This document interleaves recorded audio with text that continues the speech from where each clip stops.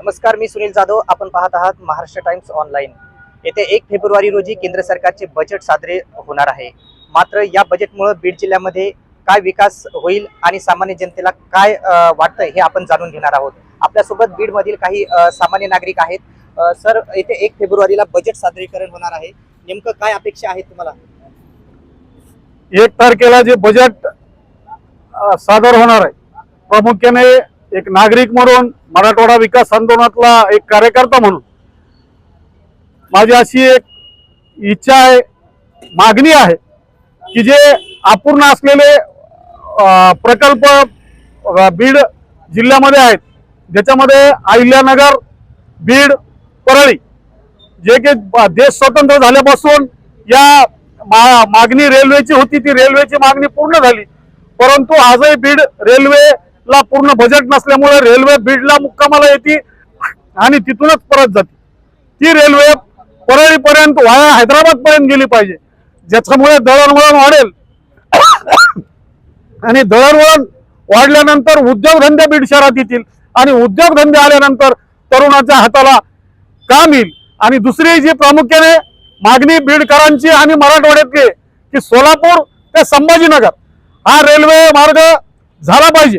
कमी खर्चाचा रेल्वे मार्ग आहे, जमीन आधीच अगोदरच उपलब्ध करून झालेली आहे आणि तो जर रेल्वे मार्ग झाला तो बीडून येणार आहे, त्यामुळे आणखी उद्योगधंद्यामध्ये वाढ होईल आणि इथील तरुणाच्या हाताला काम मिळेल. हा जिल्हा ऊसतोड कामगाराचा जिल्हा म्हणून ओळखला जातो. याच्यामध्ये महाराष्ट्राला ऊसतोड कामगार पुरवणारा जिल्हा म्हणून ओळखला जातो. जर उद्योगधंदे या जिल्ह्यामध्ये आले तर या जिल्ह्यात येथील तरुणांना हाताला काम मिळेल आणि इथं जो जातीयवादाचं जे विष नेमकं या जिल्ह्यामध्ये पेरलं जातंय, त्याला प्रामुख्याने कारण आहे की इथली बेरोजगारी. जर उद्योगधंदे बीड शहरामध्ये, बीड जिल्ह्यामध्ये आले, तरुणाच्या हाताला काम मिळालं तर इथला जातीवाद संपणार आहे, इथला विषमतावाद संपणार आहे. म्हणून प्रत्येक तालुक्याच्या ठिकाणी पंचतारांकित MIDC झाल्या पाहिजे. प्रत्येक तालुक्याच्या ठिकाणी MIDC झाल्या तर वेगवेगळे उद्योग त्या ठिकाणी निर्माण होतील आणि तिथला जो तरुण जातीवादाच्या आणि पक्षभेदाच्या, वर्णभेदाच्या आकंठ तांडावामध्ये गुंतलेला तो त्याच्या हाताला काम मिळून हा जिल्हा सुजलाम सुफलाम होईल. म्हणून या जिल्ह्यातील नेत्यांनी, प्रामुख्याने खासदार, इथले मंत्री आणि सर्व आमदार यांनी पश्चिम महाराष्ट्रातल्या नेत्याप्रमाणे एकत्रित येऊन बीड जिल्ह्याच्या विकासाच्या प्रश्नावर भांडलं पाहिजे, केंद्राकडे मागणी केली पाहिजे. परंतु दुर्दैव असं आहे की आमचे नेते मागणीच करीत नाहीत. तरुणामध्ये, जातीमध्ये भांडण लावण्याचं काम जास्त होतं, परंतु इलेक्शन मध्ये एकामेकाला शिव्या देतात, भांडतात, जातीमध्ये भांडण लावतात आणि इलेक्शन झाले की एका हॉटेलमध्ये जेवायला बसतात. बिनविरोध विकासाच्या नावाखाली एकत्रित येतात आणि आलेलाच बजेट एकामेकामध्ये वाटून खातात. ही भूमिका नेत्यांनी सोडली तर खऱ्या अर्थाने बीड जिल्ह्याचा विकास होईल. नाही तर आज तुम्ही बघता, पत्रकार आहात, नगरपालिकेच्या इलेक्शन मध्ये 5-5 हजाराला मतं घेतली. आता नगरपालिकेला बजेट आलं की नसते भूमाफिया त्या नगरपालिकेमध्ये जाऊन बसलेले. कुठं भूखंड उघडा, कुठल्या याच्यावर टाकायचं, हेच लक्ष, विकासाच्या प्रश्नावर कुठलंही लक्ष इथल्या नेत्याचं नाही. तर अशा प्रकारे बीड जिल्ह्यामध्ये अनेक अर्धवट उद्योग सुरू आहेत, रेल्वेची अर्धवट कामे आहेत, ती अशा अर्धवट उद्योग पूर्ण करावीत अशी देखील मागणी सामान्य जनतेची आहे. सर, तुम्हाला सरकारकडून काय अपेक्षा आहे? सरकारकडून मला ही अपेक्षा आहे की आमच्या बीड जिल्ह्यामध्ये जी रेल्वे आलेली आहे ती बीडपर्यंत झाली, परळीपर्यंत गेलेली नाही. आणखी ज्या महाराष्ट्रामध्ये, पूर्ण महाराष्ट्रात ज्या रेल्वे येतात त्या मुक्कामी नसतात, परंतु ST मुक्कामी असते आणि ही रेल्वे आता मुक्कामी दिली आम्हाला.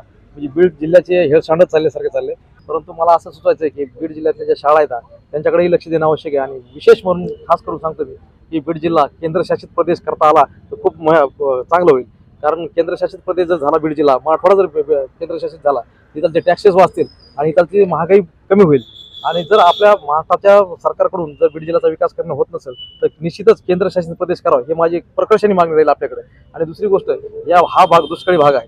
या दुष्काळी भागात पाणी अडवणी, पाणी जिरवा, म्हणजे जितके जलस्वराज्याचे किंवा ज्याचे पाण्याविषयीचे जे प्रकल्प असतील ते अत्यंत 100% राबविण्यात यावे ही माझी आपल्याकडून विनंती राहील. आणि शाळेच्या बाबतीत खास करून या विद्यार्थ्यांच्या बाबतीत आपला धोरणात्मक निर्णय घेता येतील ते घ्यावे ही माझी विनंती आहे. तर अशा प्रकारे बीड जिल्ह्यातला शैक्षणिक विकास व्हावा अशी देखील सामान्य जनतेची मागणी आहे. सर, 1 फेब्रुवारीला बजेट सादरीकरण होत आहे, काय सांगाल? 1 फेब्रुवारीला केंद्रीय बजेट आहे. राज्याचे विषय संविधानामध्ये वेगळे आहेत, केंद्रीय विषय वेगळे आहेत आणि काही समवर्ती विषय आहेत, कॉमन विषय आहेत. त्याच्यापैकी केंद्रीय बजेटमध्ये म्हणजे केंद्र सरकार जे करू शकतं, आपल्या मराठवाड्यामध्ये आणि पर्टिक्युलर बीड जिल्ह्यामध्ये एकही IIT इन्स्टिट्यूट नाही आहे. एक IIT इन्स्टिट्यूट मराठवाड्याला देण्यात यावे केंद्रीय या बजेटमध्ये, त्याची तरतूद व्हावी. एक दुसरी बाब, एकही IIMचं मॅनेजमेंट सायन्स एकही इन्स्टिट्यूट नाही आहे नॅशनल लेवलचं आपल्या मराठवाड्यामध्ये, तेही मराठवाड्याला दिलं पाहिजे. तिसरी गोष्ट, एकही केंद्रीय विद्यापीठ नाही मराठवाड्यामध्ये, एक ते केंद्रीय विद्यापीठ एक मिळालं पाहिजे.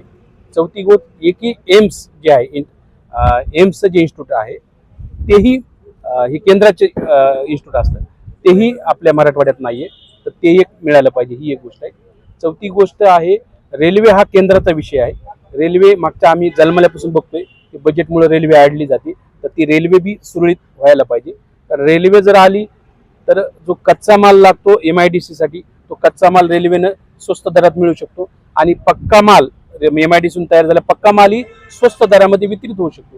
त्यामुळे ते रेल्वेची गरज फार म्हणजे जर भविष्याच्या विकासाच्या दृष्टीनं रेल्वे जर आली तर मग MIDCचा विकास बी केला जाईल, कारण माल आणण्या करण्यासाठी एक स्वस्त पर्याय म्हणजे रेल्वेचा हे होतो. तर तेही बजेटमध्ये जर तरतूद केली तर ते योग्य पातळीवरती होऊ शकतं, हे एक आहे. त्यानंतरची एक गोष्ट आहे की जे इन्शुरन्स आहे, कामगार कायदे बनवण्याचा अधिकारी केंद्र सरकारचा आहे, त्यामुळं केंद्र सर आणि इन्शुरन्स हा विषय केंद्राचा बजेटचा विषय आहे. तर मला असं वाटतं की बीड जिल्ह्यामध्ये भारतात सर्वात जास्त जर कोणत्या जिल्ह्यामध्ये ऊसतोड कामगार असतील, हे कामगारच आहे, तर ते 8 ते 10 लाख लोक आमच्या जिल्ह्यातून बाहेर ऊसतोड्या जातात. यांच्यासाठी विशेष कायदा केंद्रीय पातळीवर बनवण्यात यावा. त्यांचा जर हात तुटला, बोट कापलं, काही हे झाली त्यांच्यावरती, तर त्यांचा इन्शुरन्स हा सरकारनं काढला पाहिजे आणि त्यांची इन्शुरन्सची भरपाई त्यांना दिली गेली पाहिजे. हा केंद्रीय राज्याचा विषय नाही, हा केंद्राचा विषय. कामगार कायदे बनवणं, इन्शुरन्स काढणं हा केंद्राचा विषय. तर तेही बीड जिल्ह्याच्या 10 लाख लोकांचा इन्शुरन्स निघू शकतो आणि त्यांच्या जीविताला हानी असेल, कारण कारखान्याला कोयतं घेऊन जाणाऱ्या लोकांच्या मागे काही नाही ना. तर कमीत कमी केंद्र सरकारने त्यांच्या इन्शुरन्सच्या संदर्भातले काही कायदे बनवावेत, त्यामुळे समस्त जो काही ऊसतोड कामगार आहे त्याला फायदा होईल आणि त्यातली त्यात आमच्या बीड जिल्ह्यातल्या आपल्या 10 लाख लोकांना त्याचा डायरेक्ट बेनिफिट मिळू शकतो. तर हे करण्यात यावं. तर अशा प्रकारे बीड जिल्ह्यामध्ये मोठ्या प्रमाणात ऊसतोड कामगार आहेत, मात्र या कामगारांसाठी केंद्र सरकारकडून विशेष कायदा करण्यात यावा अशी देखील मागणी करण्यात येत आहे. आपल्यासोबत अजून काही नागरिक आहेत. सर, 1 फेब्रुवारीला बजेट सादरीकरण होत आहे, काय अपेक्षा आहे तुम्हाला? माझे केंद्राला एक अपेक्षा आहे की जे काही इलेक्ट्रॉनिक वस्तूचे जे भाव वाढलेत तर ते भाव कमी करण्यात यावा, जेणेकरून गोरगरिबांना त्याचा लाभ तर होतो, पण इलेक्ट्रॉनिक वस्तूपासून काही फायदा होत नाही. TV, मोबाईल ह्या गोष्टीमध्ये पूर्ण युवा पिढी आहे ती पूर्ण रेंगाळल्या जाते. आणि जे काही भाडं असेल किंवा बस भाडं असेल किंवा विमानाचं जे भाडं आहे, रेल्वेचं जे भाडं आहे, आता रेल्वेने जे केंद्र सरकारने जे त्याचं बजेट वाढवलेलं आहे की आता जिथं बीडून मुंबईला जायला पैसे लागत होते, समजा नगरपर्यंत 40 रुपये तिकीट आहे, तर तेच आता काही दिवसामध्ये बीड ते नगर रेल्वेचं तिकीट हे 140 रुपये होणार आहे. ते गोरगरिबाला न परवडणारं बजेट आहे ते. आता दुसरी गोष्ट असं आहे की जे काही विमानाचं जे काही भाडं वाढवलंय, जिथून जे संभाजीनगरहून जातात जे विमानाचं भाडं वाढवलंय तर ते 4 पट वाढवलंय. त्याच्यानंतर जे लोक मदिरा शोषण करतात, म्हणजे ज्याच्यावर उत्पादन शुल्काचा त्याच्यावर एवढा टॅक्स लावलाय की 60% त्याच्यावर टॅक्स लावलाय. जे की गोरगरीब लोक असतात की ज्यांचे की त्यांना दारू पितात, ते लोक एवढी महागडी दारू पिऊ शकत नाही, तर ते कुठंतरी नंबर 2 ची दारू जिथं भेटते ते तिथं लोक होते, तिथं विष बाद होतील, त्याच्यामुळे लोक मरत पावतात. तर त्याच्यावर एक टॅक्स कमी करायला पाहिजे गव्हर्नमेंटने, ही एक माझी इच्छा आहे. त्याच्यानंतर दुसरी गोष्ट त्याच्यानंतर सुशिक्षित बेरोजगारांना काम नाही. समजात मोठं की जिल्ह्यामध्ये बीड जिल्हा हा 24 लाख लोकसंख्येचा जिल्हा आहे. जर आपण जर विचार केला तर गंगाखेडहून जर आपण आष्टीला जर निघलो तर आष्टीला जर गेलो तर रात्र होते बसमध्ये, म्हणजे एवढा मोठा जिल्हा आहे आणि त्या जिल्ह्याचा काहीच विकास नाही. जेणेकरून की सपाटीची जमीन आहे इथं, पण इथं औद्योगिक वसाहत नाही, जेणेकरून सुशिक्षित बेरोजगारांना काही कामं नाही. माजलगावमध्ये फार मोठे MIDC उभा केले आणि MIDC उभा केल्यानंतर तिथं कुठल्याही पद्धतीचं इंडस्ट्री नाही. त्या लोकांना डीपीची मागणी आहे, ते DP सुद्धा तिथं उपस्थित नाही.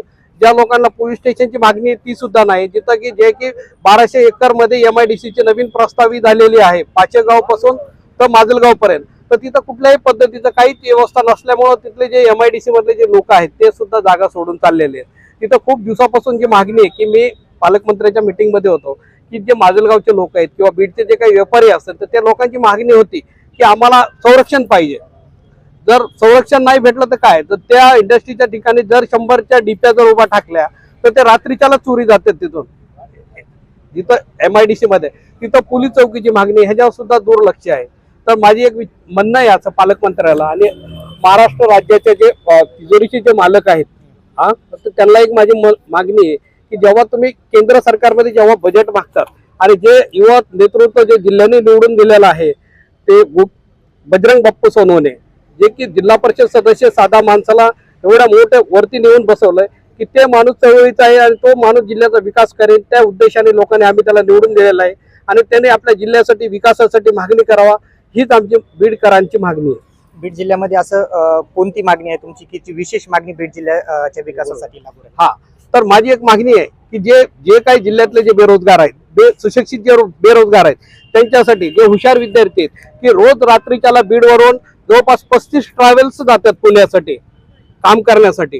जे एसटी महामंडळ आहे ते 17 जातात म्हणजे एका रात्रीमध्ये बीडमधून 50 गाड्या पुण्याला जातात. बेरोजगारांना काम नाही. जर पिंपरी चिंचवडच्या जर आताचं जर बघितलं तर तिथं समजा जास्त बीड जिल्ह्यातले रहिवासी आहेत आणि बीड जिल्ह्यातले रहिवासी असल्यामुळं पिंपरी चिंचवडचे लोकांना न्यायला मतदानासाठी बीडमध्ये येत होते पण त्या लोकांना काम नसल्यामुळे ते पुण्यामध्ये राहायला गेलेत आणि इथं कुठल्याही पद्धतीची कुठंच इंडस्ट्रीज नाही की जेणेकरून काही उत्पादन होईल.